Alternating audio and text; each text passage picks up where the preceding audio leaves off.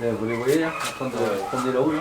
Elles ne sont jamais invitées et pourtant inévitables lors des barbecues ou des pique-niques. Les guêpes sont de retour cet été et elles sont nombreuses. Depuis le mois d'avril, les experts de cette société spécialisée sont intervenus près de 500 fois dans les Vosges pour des exterminations de nids de guêpes et de frelons.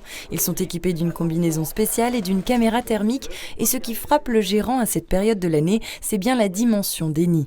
Ce qu'on trouve à l'heure actuelle, ce sont des nids qu'on devrait trouver normalement au mois d'octobre.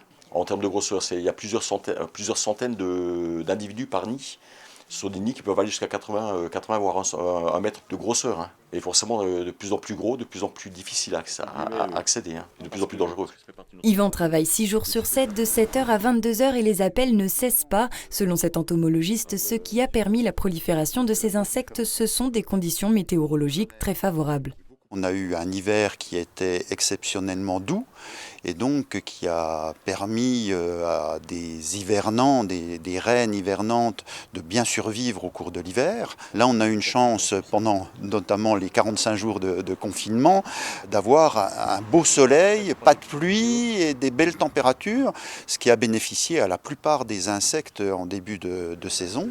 Attirées par la viande et le sucre, les plus connues restent les guêpes communes et les guêpes germaniques. Souvent gênantes, parfois même dangereuses, elles ont pourtant un rôle clé dans l'écosystème. Ce sont des prédateurs et donc ils vont se nourrir de tout un tas d'autres insectes, des moustiques, des mouches, etc. qui, s'il n'y avait pas de prédateurs, proliféreraient. Donc non, il ne faut surtout pas, que ce soit les frelons ou les guêpes communes, il ne faudrait pas s'en débarrasser partout.